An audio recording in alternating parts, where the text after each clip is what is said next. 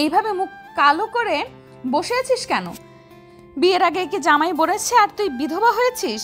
আশ্চর্য, হাতে একটা গোতাগুতি করছিস কেন? আশ্চর্য, হাতে এমন গোতাগুতি করছিস কেন? সামনে কি? হ্যাঁ, সামনে কি?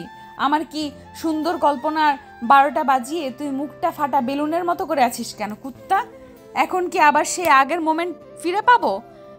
আর এদিকে তোকে দেখে মনে হচ্ছে তোর অবস্থা আমার মতো হয়েছে।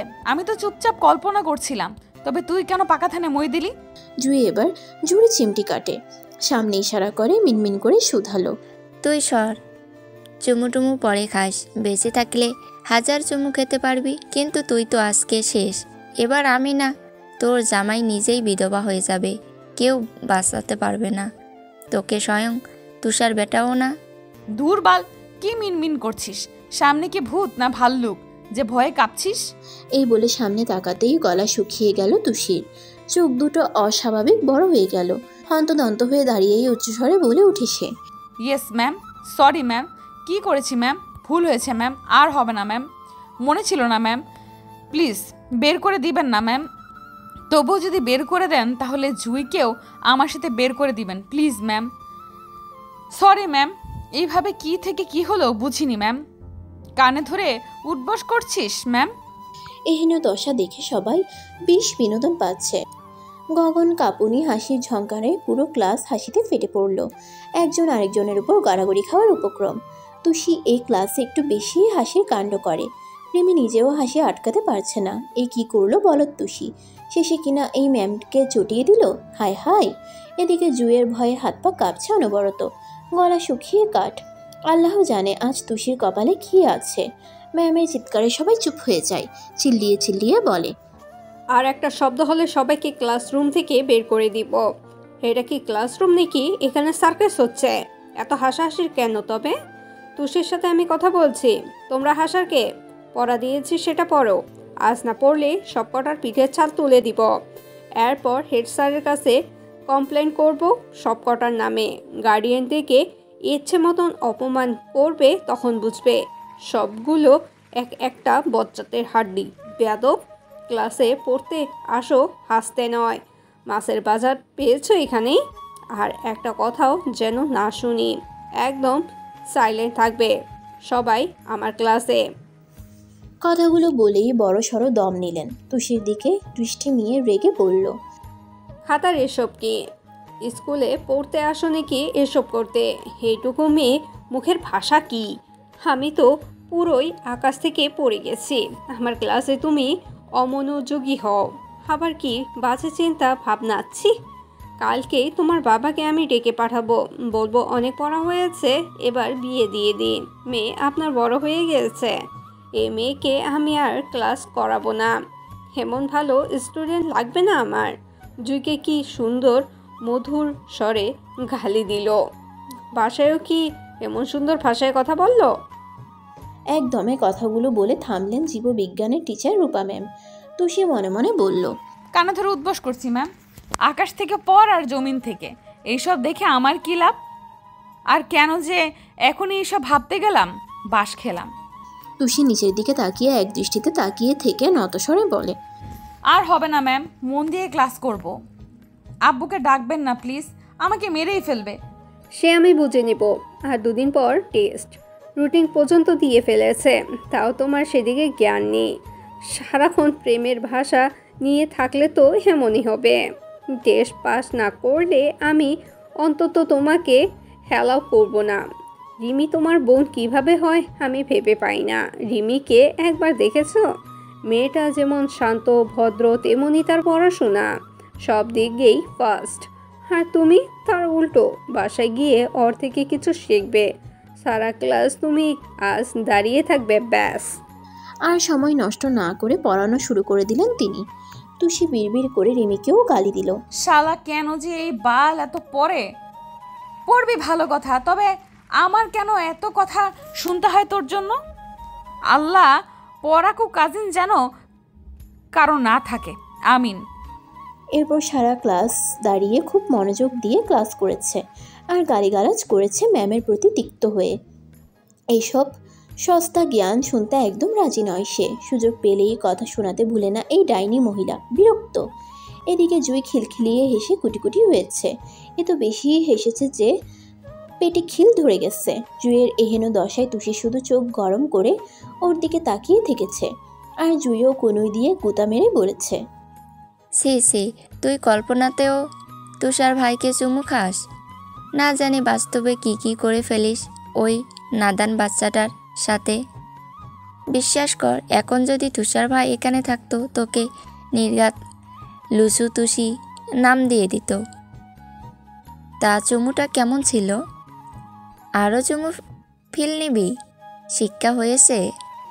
ব্যস্ত ঢাকা শহর, রোদের তীব্র তাপে শরীর জুড়ে ঘামের গন্ধ, চোখ তুলে তাকানো যেন দায় হয়ে দাঁড়িয়েছে। সারা রাত অ্যাসাইনমেন্ট করতে করতে রাত 3টার দিকে ঘুমানোর কারণে সকালে উঠতে বেশ দেরি হয়ে গেছে তুষারের। আজ অ্যাসাইনমেন্টের লাস্ট ডেট। সারাদিন ক্লাস টিউশন শেষে শরীরটা খুব ক্লান্ত হয়ে যায়। তখন আর ইচ্ছা হয় না অ্যাসাইনমেন্ট করার, মনে হয় ধপ করে বিছানায় গা এলিয়ে দেয়। কয়েকদিন ক্লাস মিস হওয়ার জন্য আরও বেশি প্যারা যাচ্ছে নিজের উপর। প্রায় 10:30, এখনও ক্লাসের উদ্দেশ্যে রওনা হতে পারেনি তুষার। দিন দিন কেমন যেন নিজের প্রতি বিরক্ত এসে যাচ্ছে। এত খাটুনি এখন ভালো লাগে না। মনে হয় সব বাদ দিয়ে রাস্তায় রাস্তায় ঘুরি, তবুও তো শহর ঘুরে দেখা যাবে। হল থেকে তাড়াহুড়ো করেই ব্যাগ থেকে সাদা টি শার্ট আর জিন্স পরে হুড়মুড়িয়ে টিএসসিতে প্রবেশ করলো।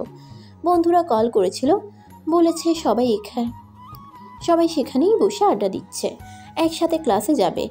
অবশ্য তুষারের জন্য সবাই একটি ক্লাস মিস করেছে, যার মতো অ্যাসাইনমেন্ট খাটাখাটি করায় ব্যস্ত। তুষার দৌড়ে পঙ্কজের পাশে ঘাসের উপরে গা এলিয়ে দিল। ভাব এমন 100 মিটার দৌড় খেলা দিয়ে এসেছে, দরদরিয়ে ঘামে একাকার তার সাদা টি শার্ট। শোয়া অবস্থাতেই বলল, কি অবস্থা তোদের? সব ঠিকঠাক? ক্লাস যে মিস দিলি নোটস দিবে কে? আমি তো মেসেজে বললামই 20 মিনিটের ভেতরে আসছি। সকাল থেকে কতবার কল করেছি দেখছিস? এতদিন বসে থেকে কাল রাত্রেই অ্যাসাইনমেন্ট করতে বলেছে কে? সেই এক্সামেও এমন করিস? আগের দিন সারা রাত পড়ে সকালে ঘুমে ধুলতে আসিস এক্সাম দিতে। মিরাজ এতক্ষণ চোরা চোখে রাফসাকে পরখ করছিল। সেই ঢাবিতে প্রথম ক্লাস করার দিন থেকে এই মেয়েটাকে সে ভালোবাসে। আস্তে আস্তে ইনিয়ে বিনিয়ে হয়ে যায় বন্ধুত্ব। প্রথম মনকে সান্ত্বনা দিত প্রেম হওয়ার কী দরকার? বন্ধু হয়ে সারা জীবন পাশে থাকলে আর কি লাগে? কিন্তু ঝামেলা হচ্ছে, যতই দিন পেরুচ্ছে মন ব্যাকুল হয়ে শুধু রাফসাকেই চাইছে। মন চাই এই সামান্য বন্ধু হয়ে না, বরং অর্ধাঙ্গিনী হয়ে সারা জীবন তাকে লাগবে। ইদানিং সে উসফুস করছে, কিভাবে বলা যায়, কিন্তু সামনে রাফসা থাকলেই সাহসে কুলায় না, কথা গলায় আটকে থাকে, জড়তা কাজ করে। যা বলার জন্য সামনে যায় তার উল্টো বলে ফেলে। শেষে রাফসাই জিজ্ঞেস করে, কিছু বলবি মিরাজ? এদিকে মিরাজের গলা শুকিয়ে খাট, খুব কষ্টে জবাব দেয়, তুই বাসা যাবি না, চল পৌঁছে দেই। এইটুকু বলেই দাঁত দিয়ে নখ কামড়াতে থাকে। আর রাফসা দীর্ঘশ্বাস ফেলে বলে, এটা বলার জন্যই 30 মিনিট ধরে দাঁড় করিয়ে রেখেছিস? হ্যাঁ এটাই। ঝটপট উত্তর দেয় সে। এরপর দুজনে রিকশায় উঠে বাসায় যায়। প্রায় 6 মাস দূরে এটাই হয়ে আসছে মিরাজের সাথে। এই পাশাপাশি বসাটাই মিরাজের জন্য অনেক। এদিকে রাফসা অনেক আগে থেকেই বুঝে মিরাজের দুর্বলতার কারণ। মিরাজে একটি ছেলের চোখ মুখ দেখলেই বুঝে যায় ছেলেটি কী চায়। বেকুব পুরুষ তার খুবই অপছন্দ, আর সেই স্বভাবই পেয়েছে মিরাজ। সব বন্ধুদের সামনে বীরপুরুষের ভাব দেখালেও রাফসার কাছে মেছো বিড়াল হয়ে যায়। ভালোবাসিস মুখে বলতেই যদি এত কাঁপাকাঁপি, তবে প্রেম করবি কিভাবে? পরিবারের সকলের সামনে তখন জোর গলায় বলতে পারবে, আমি শুধু রাফসাকেই চাই? এটা বলতে না পারলে তো বেকুব পুরুষই। যাকে তুই ভালোবাসিস তার সামনেই বীরপুরুষ হতে হবে, তবেই তো সে আসল পুরুষ। রাফসা মনে মনে বেশ ক্ষেপা মিরাজের প্রতি, তাই রাফসা সব জেনেও চুপচাপ থাকে। মিরাজ কল করলেও রিসিভ করে না, আর মিরাজ সারা রাত একটানা কল করে যায়। এই কাজে তার কখনো বিরক্তি আসে না, বরং ভালো লাগে। এদিকে বন্ধু মহলের সবাই এটা নিয়ে মজা উড়ায়। রাফসার কথায় একটু নড়েচড়ে বসে জবাব দিল, রাফসা শুন, ওর কথা বাদ। আমি যে তোকে কাল রাতে কতগুলো কল দিলাম, রিসিভ করলি না কেন? একটা পড়া বুঝতে না পেরেই তো বাধ্য হয়ে কল করা। এই কেন রে? আমাদের 3 জনকে তো চোখে পড়ে না নাকি শুধু রাফসার নাম্বারই তোর মনে সেভ করা? কি বলিস পঙ্কজ? যা দুষ্টু, বুঝেও না আমরা কি আর রাফসা? পারলে পুরো রাফসাকেই সে মনের ক্যানভাসে সেভ করে রাখবে। রাফসা লজ্জায় লাল হয়ে গেল, কোনো কথা বলতে পারল না। এই বদগুলো সুযোগ পেলেই মজা লুটে। আর এই বলদ মিরাজ এখন কেন বলতে গেল? রাফসা ওদের কথা অন্যদিকে নিতে জবাব দেয়। কি শুরু করলি তোরা? কালাসে যাবি না? আর মিরাজ, আমাকে আর কল করবি না। দেখছিস রিসিভ করিনি, তবুও কেন কল করিস? ভালো লাগলে বলতে পারিস। আমারও অবশ্য তুই রিসিভ না করলেও আমি হাজারবার কল করব। একদিন বিরক্ত হতে হতে ঠিকই তোর কল লিস্টের প্রথম স্থান করে নেব, দেখিস।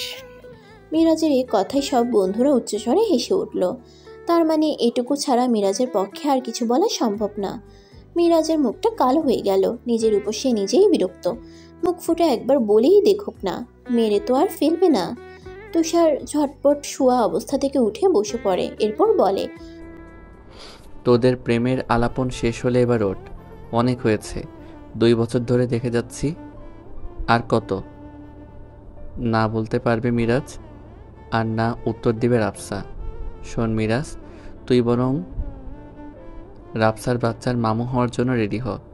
আমরা সবাই কবজি ডুবিয়ে জম্পেশভাবে রাফসার বিয়ে খাবো, ইচ্ছে মতো নাচবো, আর ওর ননদিনীদের সাথে ফ্লার্ট করব, তাই না গাইস? তুষারের কথায় আরেক দফা বাকি দুজন হাসলে ওইদিকে হাসতে গিয়ে পঙ্কজ চোরা দৃষ্টিতে তুষারের ঘাড়ের কাছে তীক্ষ্ণভাবে পরখ করে। এরপর টি শার্ট ভালোভাবে এপিট ওপিট করে দেখল। ততক্ষণে সকলের হাসি থেমে গেছে। তৎক্ষণাৎ জোরে ফিক করে হেসে দিল পঙ্কজ। এহেন হাসি দেখে কেউ বুঝতে পারল না কি হয়েছে। পঙ্কজ হাসি থামিয়ে জাইসাকে চোখের ইশারায় ডাকলো। তড়িঘড়ি করে দৌড়ে গেল জাইসা।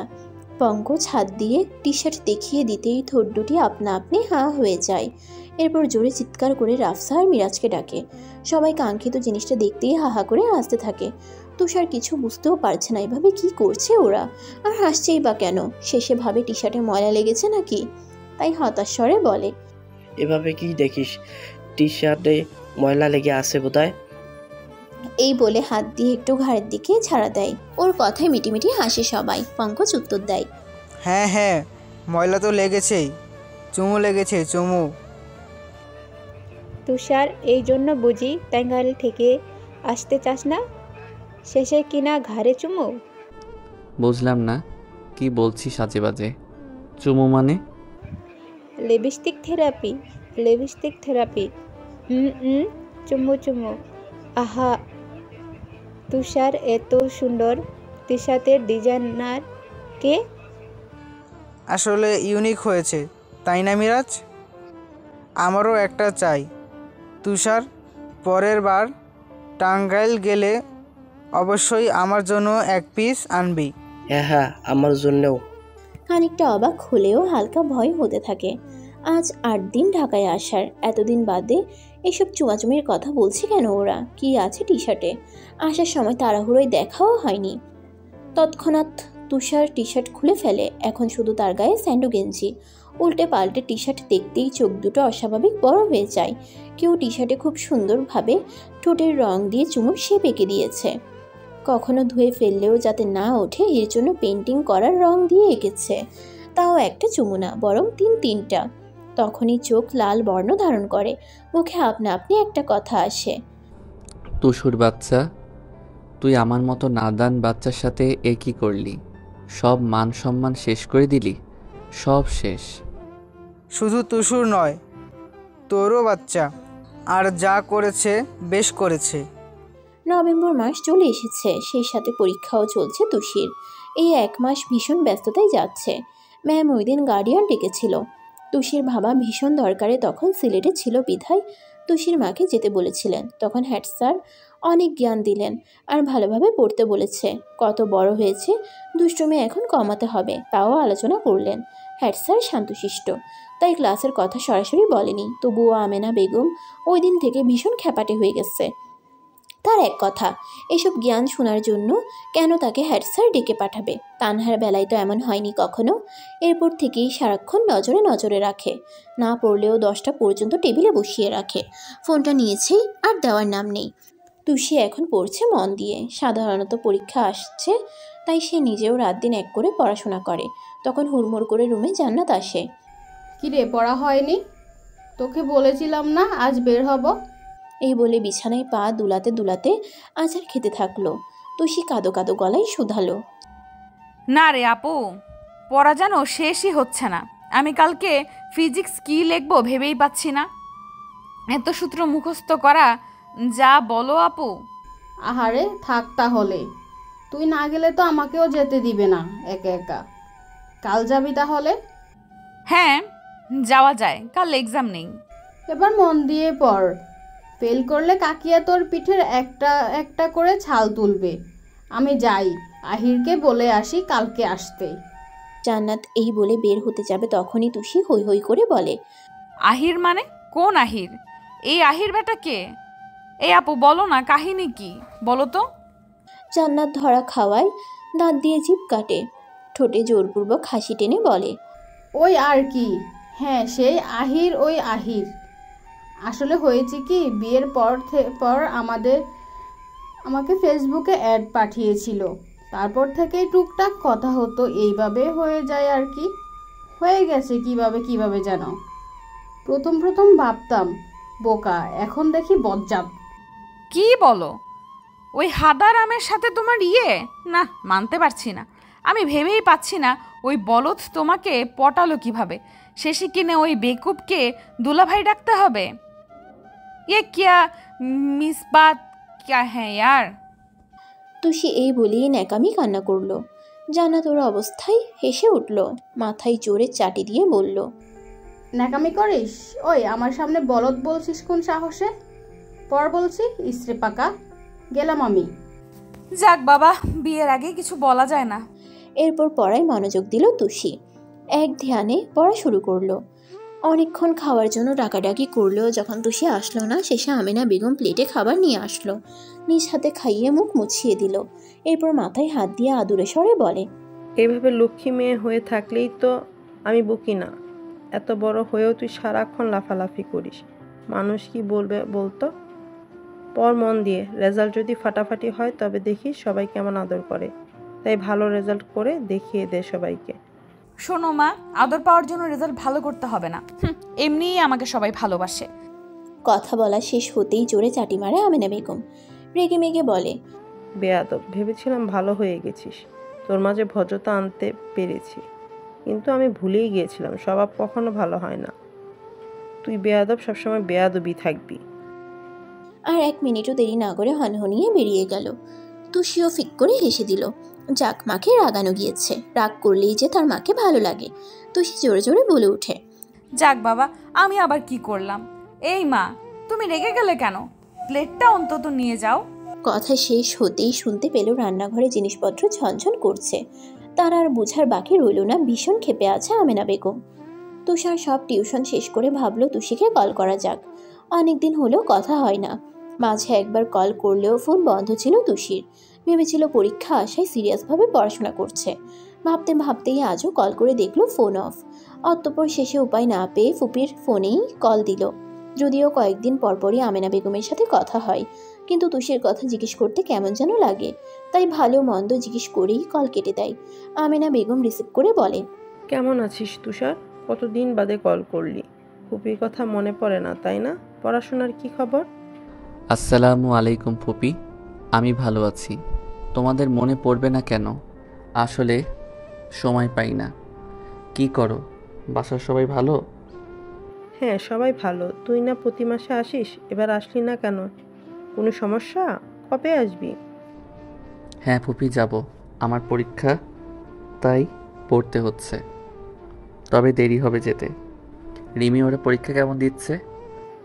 হিমু তো সব পারেই, ভালো দিচ্ছে। আমার গুণধর মেয়ে তো বলে ভালো হচ্ছে। চিন্তা করো না মা, দেখবে রেজাল্ট খুব ভালো হবে। চাপাবাজিটাই পারে তোমার মেয়ে। তা সে এখন কি করে? ছাইপাস বই নিয়ে বসে আছে নিশ্চয়ই। না রে, পড়তেই বসেছে, একটু আগে খাইয়ে দিয়ে এলাম। কথা বলবি? দাঁড়া দিচ্ছি। দাও দেখি। এই বলে বাসায় এসে বিছানায় আধশোয়া হয়ে শুয়ে পড়ল। আর অপেক্ষা করলো এতদিন বাদে নিজের ব্যক্তিগত মানুষের কণ্ঠস্বর শুনতে। আমেনা বেগম তুষির দিকে ফোন দিয়ে বলল, এই ধর, তুষার কথা বলবে। তুষার নামটি শুনতেই বুকটা ধক করে উঠল। এতদিন বাদে তবে মনে পড়ল ওই জঙ্গলি ভূতের। কি করে এত সারাদিন? 2 মিনিটও কি সময় হয় না কথা বলার জন্য? মনের মাঝে এতদিনের সকল অভিযোগ অভিমান ঘিরে ধরল তাকে। কাপা কাপা হাতে ফোন নিয়ে কানে নিল, বলল, হ্যালো। কেমন আছিস? পরীক্ষা কেমন হচ্ছে? মন দিয়ে পড়ছিস নাকি এখনো ফাঁকিবাজি?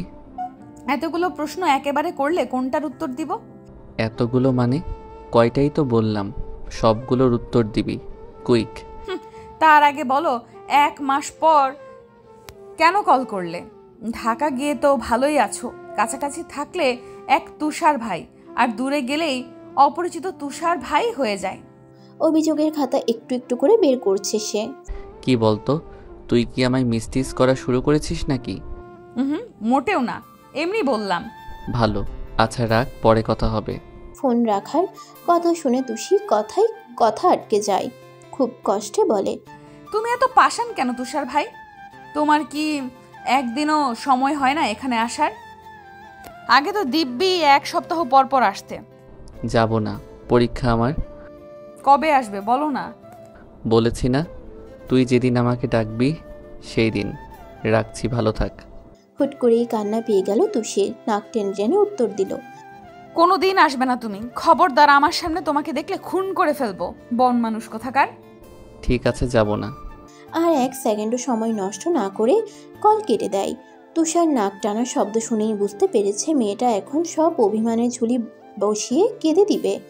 আর সেই কান্না থামানো দূর থেকে যাবে না, কাছে থাকলে বলতো, যত পারিস কান্নাকাটি কর, সারা জীবন তোকে এভাবেই কাঁদতে হবে। মুখ ফুটে যখন বলবি তুষার ভাই তুমি আমার কাছে আসো, ঠিক ওই দিনই আমাকে পাবি। ভাবনা বাদ দিয়ে অত্যপার দীর্ঘশ্বাস ফেলে ফ্যানের দিকে তাকিয়ে বলে, আমি তো চাই তোমার সাথে থাকতে। এই দূরত্ব যে আমারও এখন সহ্য হচ্ছে না। মনের বিরুদ্ধে খুব কষ্টে ঢাকা থেকে যাচ্ছি, সে খেয়াল তোমার আছে?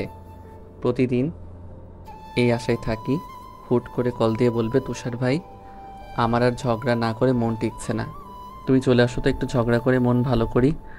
নিজের অজান্তেই প্রায়ই এসব বলে তুষার, আর মনে মনে হাসে। এদিকে তুষির কান্নায় বাদ মানছে না, হেঁচকি তুলে অনবরত কাঁদছে। যদিও খুব কষ্ট, পড়ায় মন দিয়েছিল। এখন ওই তুষারের ফোন কলে সব উলটপালট হয়ে গেছে। কাদো কাদো গলায় বলে, পাষাণ তুষার ভাই, কতদিন এভাবে পালাবে? একবার শুধু আসো, একদম মেরে দিব। অনেকক্ষণ কান্নার পরে মায়ের ফোন থেকেই ফেসবুকে যায় তুষারের আইডি ভিজিট করতে। তুষার তেমন অনলাইনে আসে না বিধায় অল্প কয়েকটা পোস্ট। এক সময় তুষির ঠোঁটের সেই পেন্টিং করা টি শার্টে চুমু দেখে থমকে যায়। মনে পড়ে যায় সেদিনের কথা। হুট করেই মাথায় দুষ্টু বুদ্ধি চেপেছিল গভীর রাতে, তাই তো সে পা টিপে টিপে তুষারের ঘরে প্রবেশ করে এই কাণ্ড করেছিল। জঙ্গলি ভূতকে উচিত শিক্ষা দিতে, তার প্রিয় শার্ট বরবাদ করে দেওয়ার জন্য। সেই টি শার্ট পরা অবস্থায় তুষার ক্যাপশনে লিখেছে, ওগো আমার প্রাণের ভবিষ্যৎ বউ, এই ছিল তোমার মনে? এতই যখন চুমু দিতে ইচ্ছে হয় তবে কেন লুকিয়ে লুকিয়ে শার্টে চুমু খাও? আজ তো টি শার্টের মালিককেই চুমু খেতে পারো। তোমার কমলার কোয়ার্নায় ঠোঁট দুটি যে আমার নেশা, ওই ঠোঁটে 1000 বার চুমু খেলেও আমি ক্লান্ত হব না। পরের বার শার্ট নয়, শার্টের মালিককে চুমু খাওয়া চাই, তবেই তো বুঝবো তোমার বড্ড সাহস।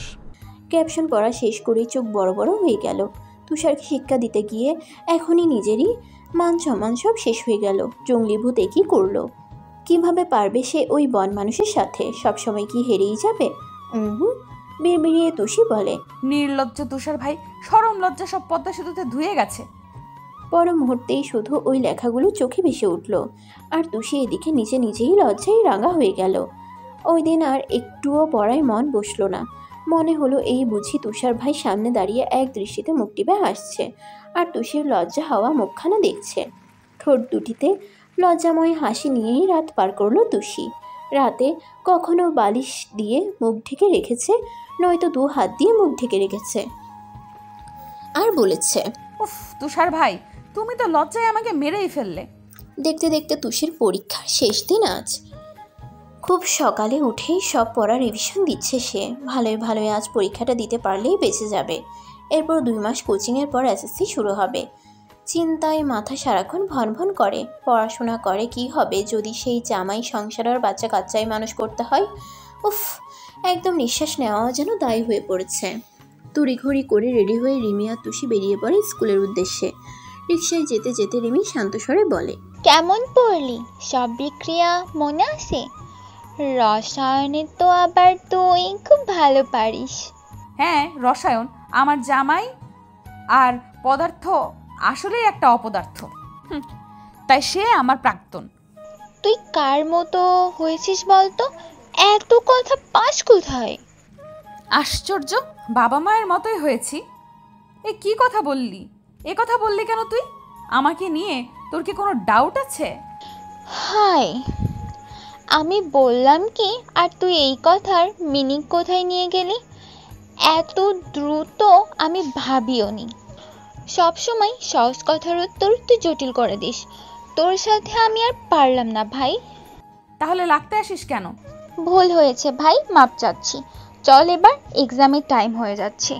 আজব, তুই নিজেই তো আজ শুরু করলি, এখন আমার দোষ দিচ্ছিস? সব সময় কেন আমিই দোষী হব? হ্যাঁ, আমারই বড় ভুল। তোর সাথে তর্ক করাই জীবনের বড় ভুল, শয়তান মহিলা। রিমিকে হারাতে তুষির বেশ লাগে। বলো, রিমি সারাক্ষণ চোখে চশমা আর ভাবুক হয়ে বসে থাকে। একটু যে জীবনটা উপভোগ করবে তাও না, চশমিশ কোথাকার। পরীক্ষা শেষে জুই, রিমি আর তুষি বেরিয়ে আসলো। তুষি জোরে একটা নিঃশ্বাস ছাড়ছে। জুই পণ করেছে আজ ডিসি লেকে যাবে, সেখানে পেট পুরে ফুচকা চটপটি খাবে। তুষি তো আগে থেকেই রাজি, ঘোরাঘুরি আছে মানে সেখানে তুষিও আছে। দুজনকে এভাবে ঘ্যান ঘ্যান করতে দেখে শেষে রিমি রাজি হলো, তবে বলল, বড় আব্বু যদি কিছু বলে তাহলে তুষি চুন্নি তোর খবর আছে। ওই, তুই তুষারকার চামচি, তুই আমাকে চুন্নি বললি কেন? তুই যে চুন্নি এটা সবাই জানে, শুধু তোর খারাপ লাগবে বলে কখনো কেউ কিছু বলেনি। ভাগ্যিস তুষার ভাই সবার হয়ে সাহস বাড়িয়ে বলে দিয়েছে। কেন, আমি কি বাঘ না ভাল্লুক? সবাই মিলে ফাইজলামি করিস আমার সাথে, 2 টাকার চামচে। জুই এতক্ষণ চুপচাপ দুজনে ঝগড়া দেখলেও এবার অবস্থা খারাপের দিকে যাচ্ছে বলে দুজনের মাঝখানে চাই। এরপর বলে, ভাই তোরা চুপ করবি? মাঝ রাস্তায় ঝগড়া করলে লোকে কি বলবে? পাগল বলবে, পাগল। তুষি, তোর মুখ এখন অফ, যা প্লিজ। কি বললি? এখন আবার আমার দোষ? কে আগে শুরু করেছে তা তো দেখবি না। সব সময় তোরা আমার সাথে এমন করিস। সহজ সরল ভদ্র মেয়ে পেয়ে যা তা বলিস, নির্ঘাত ভালো বলে কিছু বলি না। অন্য মেয়েদের মতো বিচ্ছ হলে বুঝতি মজা, ভালো লাগে না। আমি যাব না ওই ডিসিতে, তোরাই যা। যাক বাবা, তুষি ভদ্র, সহজ সরল, জীবনে এ কথাও শুনতে হলো। যত যাই করিস, তবে এসব রাস্তাঘাটে আর বলিস না, মানুষ হার্ট অ্যাটাক করবে। তো আমরা কি কেউ তোকে ধরে রেখেছি? যা না যা। ধুর, ছোটদের মতো ঝগড়া, আয় তো। এই তোরা দেখ কিভাবে ছেলে মেয়েগুলো চিপকে আছে, এমনভাবে বসেছে মনে হচ্ছে না পারে ছেলেরা মেয়েদের কোলে ঢলে পড়তে।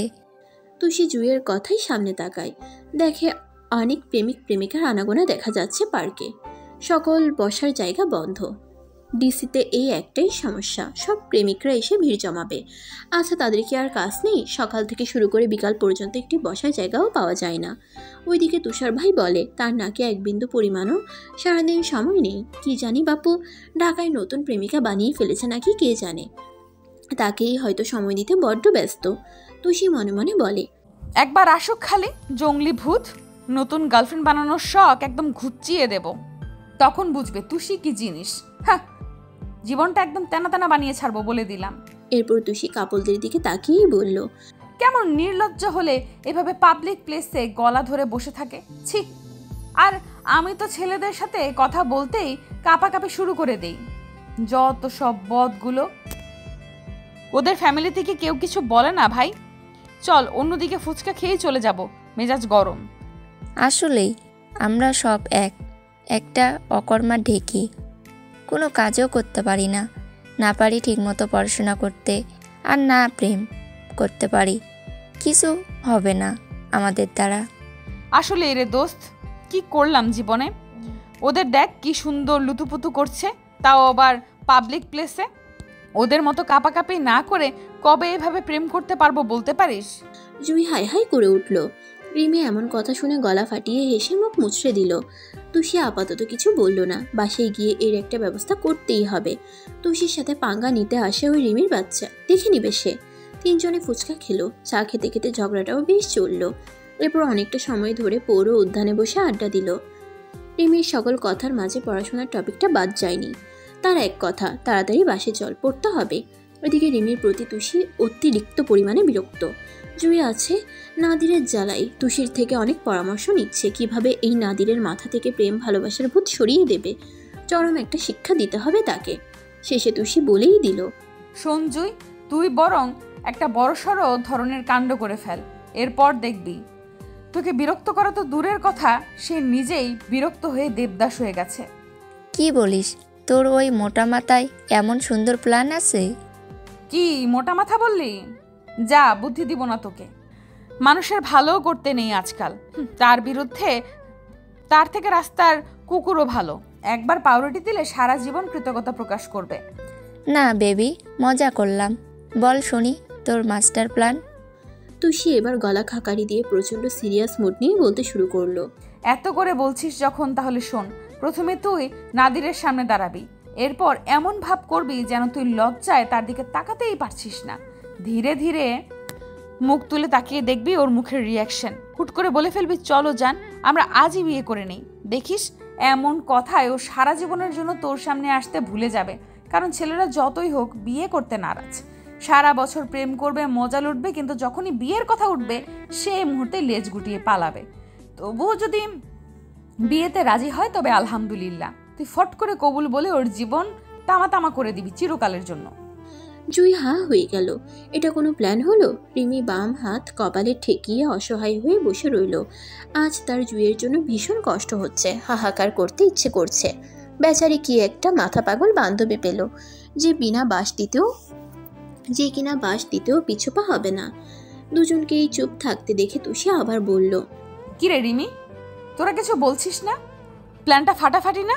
আব্বু আর চাচুকেই তো দেখি প্রতিদিন একবার হলেও বলতে তারা বিয়ে করে ফেসে গেছে, না পারছে এদিক যেতে, না পারছে ওদিক যেতে। কি বললি তুই? আজই আমি কাকিয়ার কাছে বলে দিব, দেখিস কি আছে তোর কপালে। হ্যাঁ হ্যাঁ, জানা চামচে। সাদে কি আর বলি, তুই সবার চামচে। প্লিজ তুষি, তুই অনেক উপকার করছিস, এবার চল বাসায় যাই। বাসার উদ্দেশ্যে হাঁটা শুরু করলো ওরা। বিকেলের গোধূলি রঙে আকাশ দেখাচ্ছে ভীষণ সুন্দর।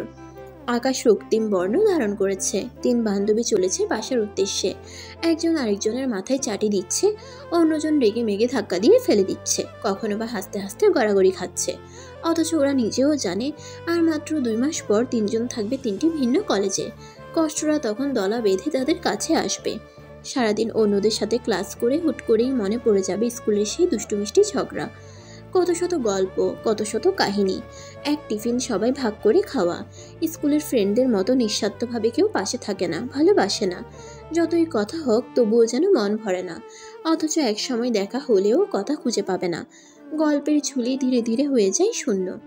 কোনো এক পরন্ত বিকেলে কলেজ ছুটির সময় যখন তারা বাসায় ফেরার জন্য নির্জন রাস্তায় হাঁটবে, হঠাৎই তখন অন্য স্কুলের একদল বন্ধুদের দেখে তাদের অতীত মনে পড়ে যাবে। দীর্ঘশ্বাস ফেলে বলবে, আমারও একটা মাথা মোটা বন্ধু ছিল ঠিক আমার মতো, যে কখনো আমি বাদে অন্য কাউকে বন্ধু বানাতে ছিল ভীষণ নারাজ। অথচ দেখো, একই শহরে থেকেও আজ আমরা ভিন্ন কলেজে। আমাদের এখন এক সমুদ্র পরিমাণ মনের দূরত্ব। চাইলেই পারি না এক হয়ে হাঁটতে, ঘন্টার পর ঘন্টা বকবক করতে। এই তো দেখো, আমরা এখন হঠাৎ করেই খুব বেশি বড় হয়ে গেলাম, চঞ্চলতা হারিয়ে ফেললাম। সেই স্কুল ফেলে আসার সময় তোমরা বরং এখনই যত পারো ঘুরো, সময় কাটাও। দিনগুলো শেষ হয়ে গেলে কখনো ফিরে পাবে না, তখন শুধু আফসোস করবে। ঢাবির ক্যাম্পাসে 5 বন্ধু মহলের আড্ডা, সাথে ধোয়া ওঠা চা আর গরম গরম সিঙ্গারা। ভার্সিটিতে ভর্তি হওয়ার পরপরই এই 5 জনের বন্ধুত্ব হয়। পঙ্কজ খুবই মিশুক, যে কারোর সাথেই খুব সহজে মিশে যেতে পারে। সেই সুবাদে পঙ্কজ আড্ডাটা শুরু থেকে শেষ পর্যন্ত জমিয়ে রাখে। জাইসাও খুব সহজেই মনের কথা কাছের মানুষদের বলতে পারে। সব সময় মুখে থাকে মিষ্টি হাসির ছটা। চায়ের কাপের টুংটাং আওয়াজে মুখরিত চারপাশ। সবাই মিলে আড্ডায় মশগুল। এতগুলো ক্লাসের লেকচার শুনেও এখন মনেই হচ্ছে না, তারা বেশ ক্লান্ত। আড্ডার মাঝে রাফসা হঠাৎ বলে, চল শাহবাগ লাইব্রেরি থেকে ঘুরে আসি, কয়েকটা বইও নেওয়ার দরকার ছিল। কি রে, যাবি তোরা? তোর এত অ্যালার্জি আসে কিভাবে? মাত্র 10 মিনিট হলো ক্লাস শেষ। চুপ কর তো, ও যখন যেতে চাইছে তবে চল, আমিও ঘুরে আসি। অনেক দিন ওই দিক যাওয়া হয় না। চলো সবাই হেঁটে হেঁটেই যাব। মিরাজ, বিলটা দিয়ে আয়, লাখপতি বাপের কোটিপতি ছেলে। তুষার এই কথা বলে চেয়ার ছেড়ে উঠে দাঁড়ায়। মিরাজ ফট করে বলে, এই আমি দেব কেন? যার যারটা সে দিবে। প্রতিদিন আমাকে বল পেয়েছো তাই না? এবার আর মধুর কথা শুনে বলছি না। আচ্ছা যা, আমরা দিব। আগে বল, রাফসার বিল তুই কেন দিলি? আমরা কি তোর বন্ধু না? ভালোই ভালোই দিবি নাকি বল, নয়তো মাইর খাবি। মিরাজ, এই ছিল তোর মনে? আমিও তো তোর বান্ধবী। কই, কোনোদিনও তো আমার বিল তুই দিয়ে দিস না। বিল তো দূরে থাকে, এক কাপ চাও জোটে না তোর থেকে। কিপটা পুরুষ মানুষ। জাইসা কথাটি বলেই তুষারের কাঁধে মাথা এলিয়ে দেয়। তুষার তড়িঘড়ি করে উঠে দাঁড়ায়। জাইসার পানে চতিক দৃষ্টি নিয়ে চোখ বড় বড় করে বলে, মাইশা জাইশা দূরে যা ভাই, গায়ে পড়িস না তো।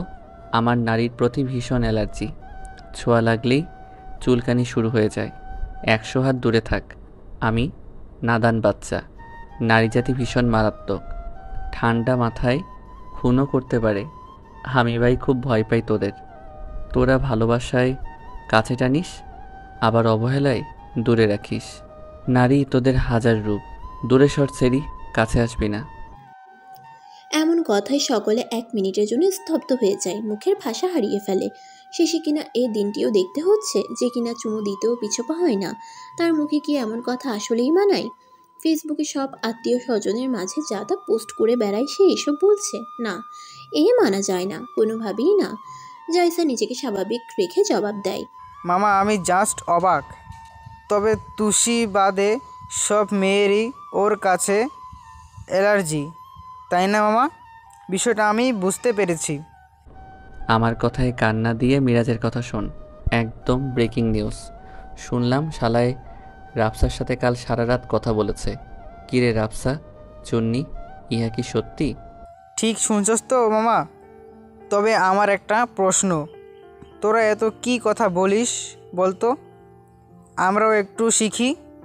মিরাজ পড়ে মহাবিপদে। ওরা কিভাবে সব জেনে যায় কে জানে। ইস, কত মাস বাদে একটু কথা বলেছে, তাও জেনে গেল বাদরগুলো। যদিও 20 মিনিট পরে রাফসা ঘুমে কাদা হয়েছিল, তবুও মিরাজের ইচ্ছা হয়নি কল কেটে দেওয়ার। সারা রাত ওভাবেই লাইনে থেকেছে আর রাফসার নিঃশ্বাসের শব্দ অনুভব করেছে। তার মনে হয় এই তো রাফসা তার পাশে। আরও কত শত ভাবনা নিয়ে রাত পার করেছে মিরাজ। ওদের হাসাহাসির মাঝেই রাফসা ততক্ষণে উঠে বেরিয়ে পড়ে। ওইখানে আর 1 মুহূর্ত থাকলেই বাদরগুলো মান সম্মান নিয়ে টানাটানি করবে। তুষারও হুড়মুড়িয়ে দৌড়ে আসলো, আর ওর পিছু পিছু বাকি 3 জন। এরপর সারা রাস্তা খেপাতে খেপাতে গেল তারা। রাফসা ও মিরাজের চুপসে যাওয়া মুখ দেখে হেসে কুটি কুটি হলো। রাস্তায় হেঁটে হেঁটে কাঁধে কাঁধ মিলিয়ে 5 বন্ধু যাচ্ছে শাহবাগের উদ্দেশ্যে। লাইব্রেরিতে গিয়ে যে যার মতো বই ঘাটাঘাটি করা শুরু করলো। হাজার হাজার বইয়ের মাঝে সবাই নিজেদের পছন্দের বই বের করছে। তুষার বিভিন্ন বই দেখার সময় মনে মনে হেসে ওঠে। এখানে যদি ফুপ্পিকা বাচ্চি থাকতো তবে চিৎকার করে বলতো, তুষার ভাই, সব বই আমার চাই, সব। আমি তো খুশিতে পাগল হয়ে যাব। এত এত বই, ইস, সব যে আমার আবেগের অংশ। আমি বারবার বইয়ের প্রেমে পড়তে চাই। হাজার হাজার বই দিয়ে আমার বুকশেলফ পূর্ণ থাকবে।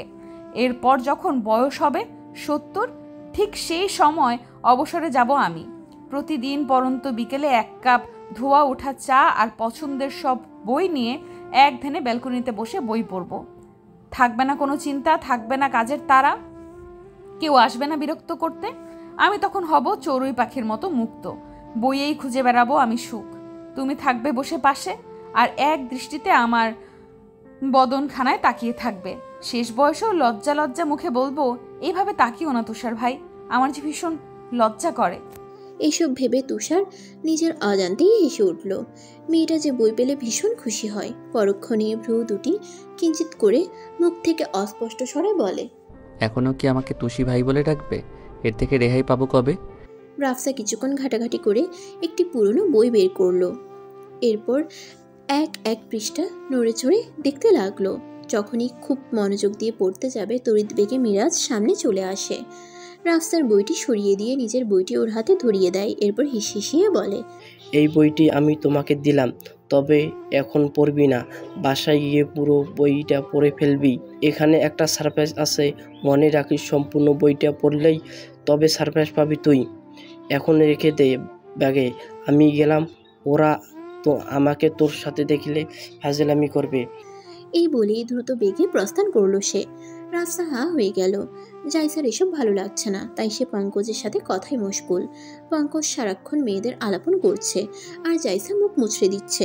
একসময় পঙ্কজ বলল, মামা তুই আমার কোনো কথাই সিরিয়াস নিস না। গত 5 মাস ধরে বলছি রিলেশন করিয়ে দে, না তুই কোনোভাবে রাজি হচ্ছিস না। ভাই, আমি কি মেয়ের ফ্যাক্টরি নিয়ে বসে আছি নাকি গোডাউন খুঁজছি যে তুই বলবি অমনি আমি মেয়ে নিয়ে হাজির হব? আরে তোর কাছে মেয়ে আছে তো, ওই যে শ্রেয়া, তোর মামাতো বোন। মেয়েটা হেব্বি দেখতে, ছবিতে তোর সাথে দেখেই তো আমার দিল কা লাড্ডু ফুটে গেছে। হায় হায় কিতনা অসাম হ্যায় ইয়ার। কথাটি বলে শেষ করতে করতে পঙ্কজ জাইসার মাথায় জোরে চাটি মারল। অকথ্য ভাষায় গালি দিল। রেগে তাকিয়ে বলল, তুই গত 5 মাস ধরে এই বলি উড়াস আমার সাথে। যাকে ভালো লাগে তুই বলিস বিবাহিত, নাইলে কস বয়ফ্রেন্ড আছে। সমস্যা কি তোর? আমাকে কি সারা জীবন সিঙ্গেল রাখতে চাস? এত পাষাণ তুই? দূরে যা, নিজের গফ নিজে খুঁজতে শিখ। গেলাম আমি। কথাটি বলেই জাইসা চলে গেল বেরিয়ে। সবাইকে বলেই রিকশায় উঠল।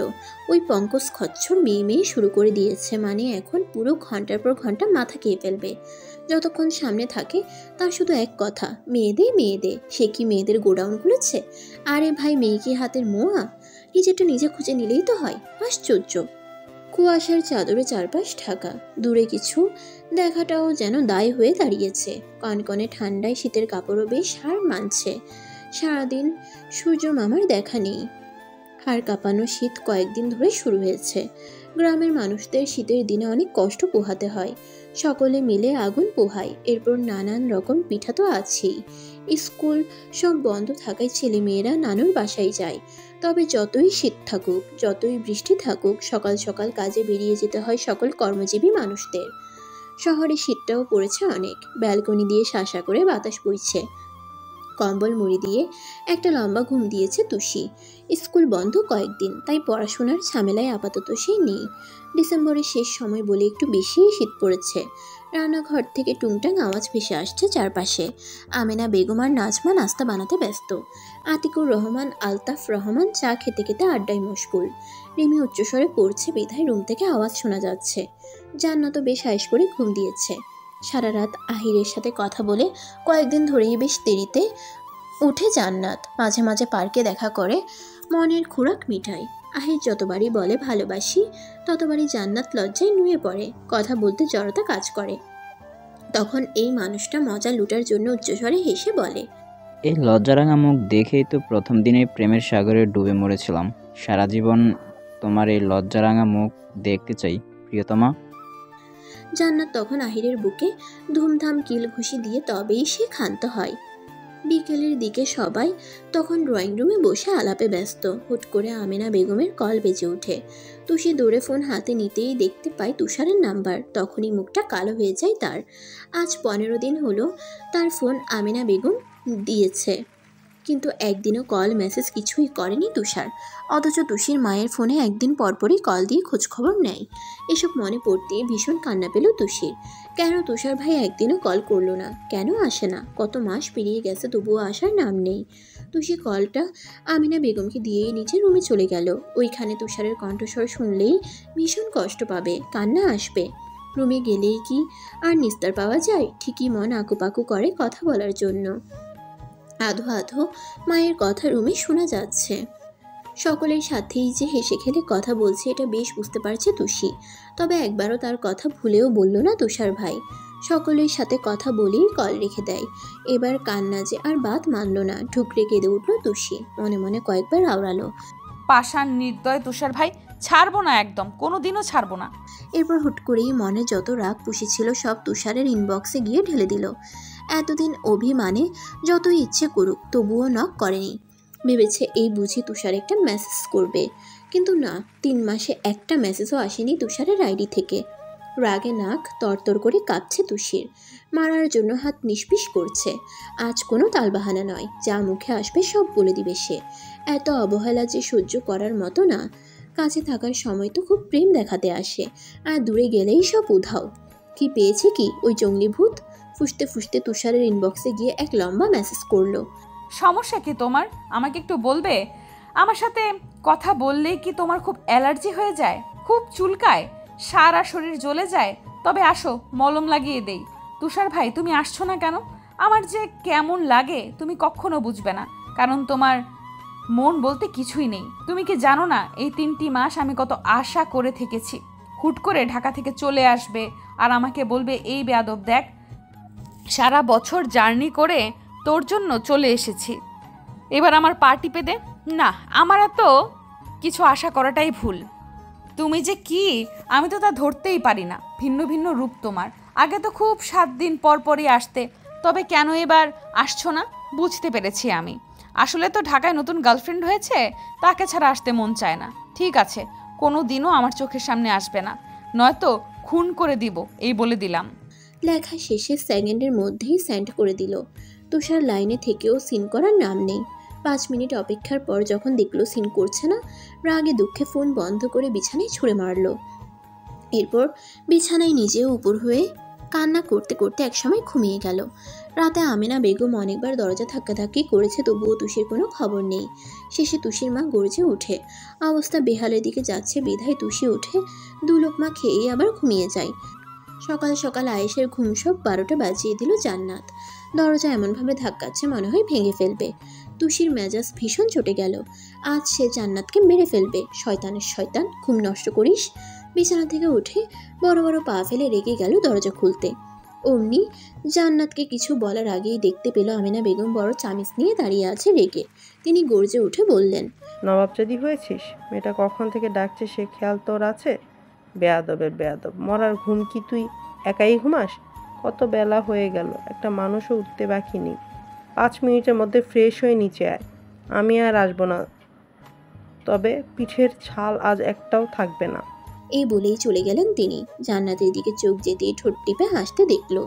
মায়ের বকা, তার মধ্যে ঘুম ঠিক মতো হয়নি, এখন আবার খুবই হাসছে। সবকিছু দেখে রাগের মাত্রা আরো দ্বিগুণ বেড়ে গেল। মায়ের উদ্দেশ্যে চিবিয়ে চিবিয়ে বলল, কত সকাল মা, মাত্র তো 7টা বাজে। প্রতিদিন তোমার প্যান প্যান ভালো লাগে না, আমাকে তুমি বরং দূরে কোথাও পাঠিয়ে দাও, এ বাসায় আমি আর থাকবো না। চিল্লিয়ে চিল্লিয়ে রান্নাঘর থেকে উত্তর দেয় আমেনা বেগম। ফাজিলের ফাজিল, আমি এবার আসলে হাড্ডি একটাও সাথে থাকবে না। মুখ ভেঙচি কেটে ফ্রেশ হতে যাচ্ছে তুষি। সে জানে মায়ের কথা না শুনলে কপালে দুঃখ আছে। এমনিতেই সারা রাত কান্নার ফলে মাথা ব্যথা বেড়েই চলেছে। সব হয়েছে ওই জঙ্গলি ভূতের কারণে। ততক্ষণে জান্নাত বিছানায় বসে পড়েছে। তুষিকে শোনানোর জন্য উচ্চস্বরে জবাব দেয়, হ্যাঁ রে, এই চেঁচিটা দে ঠিক মতন, জামাই বাড়ি পাঠানোর ব্যবস্থা আমরা করছি। চুপ করো তুমি, তোমার সাথে কোনো কথা নেই। কেউ কথা বলবে না আমার সাথে। বাসাটা একদম মাছের বাজার বানিয়ে ফেলেছো সকাল সকাল, শান্তিতে একটু ঘুমাতেও পারি না, পোড়া কপাল। সবার নাস্তা শেষে আমিনা বেগম ডেকে পাঠালেন তুষিকে। নিজের রুম থেকে তড়িঘড়ি করে আসতেই দরজার সাথে লেগে থপ করে মেঝেতে পড়ে গেল। ব্যথায় আহ করে উঠল। আমিনা বেগম হন্তদন্ত হয়ে দৌড়ে গিয়ে ধরল তুষিকে। এরপর বিছানায় পা উঠিয়ে বসিয়ে দিল। এক পর্যায়ে তুষিকে বলল, পায়ে কি খুব বেশি জোরে লেগেছে? ঠিকমতো হাঁটতেও পারিস না, কি করব আমি তোকে নিয়ে? তুষি উপর নিচ মাথা ঝাঁকায়। এরপর মাথায় আদর করে আমিনা বেগম আবার বলে ওঠে, আচ্ছা শোন, যে কারণে তোকে ডেকেছি, কয়েকদিন তো স্কুল বন্ধই। তোর মামা যেতে বলেছে তোকে, তার নাকি ভীষণ দেখতে ইচ্ছে করছে। একটু পর সিএনজিতে উঠিয়ে দিবে তোর বাবা। 2-4 দিন থেকে আয়, দেখিস ভালো লাগবে। কয়েকদিন ধরে দেখছি মনমরা হয়ে রুমেই শুয়ে থাকিস, এর জন্য আমিও মানা করিনি। ভাবি সকাল সকালই যেতে বলেছে, এখন গিয়ে রেডি হয়ে নে। কাজে যাওয়ার সময় তোর বাবা এগিয়ে দিয়ে আসবে। মায়ের এহেন কথা শুনে প্রথমে খুশি হলো, পর মুহূর্তেই মনে হলো ওই বাড়িতে যাওয়া মানে আরও কষ্ট পাওয়া। সারা বাড়িতে তুষারের স্মৃতিতে পরিপূর্ণ। তাই তুষি ভাবলো যাবে না, ভাবুক হয়ে উত্তর দিল, আমি এখন যেতে পারবো না আম্মু, পড়াশোনার ভীষণ চাপ, যাওয়া যাবে না। পরীক্ষার কয়েকদিন আগে দেখা করে আসবো। তুমি বরং মামাকে আসতে বলো, প্লিজ আম্মু প্লিজ। আমিনা বেগম চেতে গেলেন। তার বাপের বাড়ি যাওয়ায় এত তালবাহানা থাকবে কেন? তাকে কি কাজকাম করাবে নাকি? দাঁতে দাঁত চেপে বলল, 2 মিনিটের মধ্যে রেডি হয়ে নে। আমি আর একবারও বলবো না, তবে আজ থেকে আমাকে মা বলে ডাকবি না। তোর মামাও নেই, মামিও নেই। যা এখন আমার সামনে থেকে, মেজাজ খারাপ করিস না।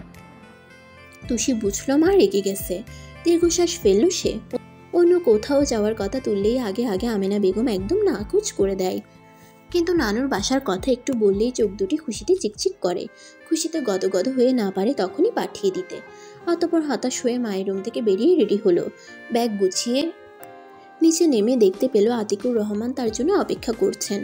আলতাফ রহমান খুব সকাল সকাল অফিসে চলে যান আর খুব রাতেই বাড়ি ফিরে। তাই জান্নাত, রিমি আর নাজমা বেগমকে বিদায় দিয়ে চলল সে নানুর বাসায়।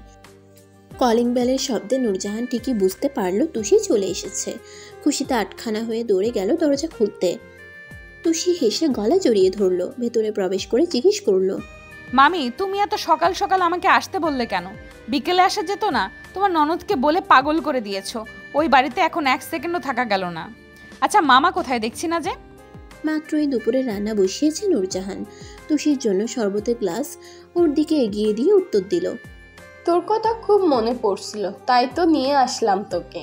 এই নে শরবতটা খেয়ে ফেল। তোর মামার বাসায় থাকার কি কোনো ঠিক ঠিকানা আছে? অফিসে চলে গেল একটু আগে, রাতে আসবে বোধহয়।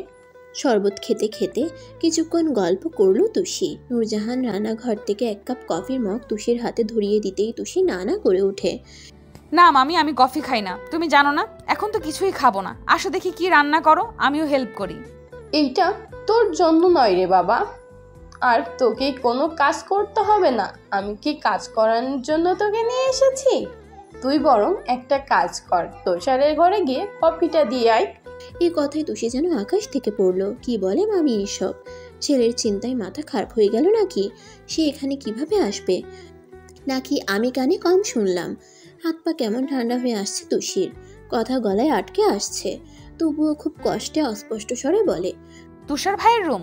তুষার ভাইয়ের রুম মানে কি বলো এসব? সে তো ঢাকা। নূরজাহান উচ্চস্বরে হেসে উঠল তুষির এহেন চুপসে যাওয়া মুখ দেখে। ঠোঁট টিপে হেসে বলে, ছেলে আমার সারা রাত জার্নি করে শেষ রাতের দিকে ফোন করেছে। আমি তো অবাক, এত রাতে কি হলো না হলো। তো ভয়ে ভয়ে কল রিসিভ করতেই তুষার বলল, তাড়াতাড়ি দরজা খোলো মা, ভীষণ টায়ার্ড লাগছে, এখন আর দাঁড়িয়ে থাকতে পারছি না। আমি তো হাঁ হয়ে ওর কথা শুনছিলাম। এরপর দৌড়ে গিয়ে দরজা খুলে দেখি আমার মানিক বাড়ি এসেছে। আমি যে কত খুশি হয়েছি তোকে বোঝাতে পারবো না। 3 মাস পর বাড়ি এসেছে, ভাবা যায়? আগে জিজ্ঞেস করলেই বলতো পরীক্ষা মা, এখন যাব না। রাতে যা ছিল তাই খেয়েই সেই সময় ঘুমিয়েছে, আর ওঠার নাম নেই। তবে আমাকে বলে রেখেছিল যাতে তোকে ফোন দিয়ে নিয়ে আসি। একদমে কথাগুলো বলেই বড় সড়ো দম নিলেন উনি। এরপর তুষিকে তাড়া দিয়েই রান্নার কাছে গেলেন। এদিকে এসব কথা শোনার পর তুষির হাত পা অসাড় হয়ে আসছে। শরীরে শীতের কাপড় পরলেও মনে হচ্ছে শীত যেন আরো কয়েক গুণ বেড়ে গেছে। থরথর করে কাঁপছে তুষি। মস্তিষ্ক জানান দিচ্ছে শুধু একটা কথাই, তুষার ভাই এসেছে। আর এই বাড়িতে আসাটাই মস্ত বড় ভুল হয়েছে রে তুষি। কালকে যা তা বলে দিল, এখন কি হবে? তুষার সামনে পেলেই তো মাথা চিবিয়ে খাবে। হায় আল্লাহ, নিজের মায়ের মতো যেন কোনো মা না হয়। নিজের মেয়েকে সে খুশিতে গদগদ হয়ে বাঘের গুহায় পাঠিয়েছে। এসব ভাবতে ভাবতে কাপা কাপা পা নিয়ে তুষারের ঘরের দিকে গেল।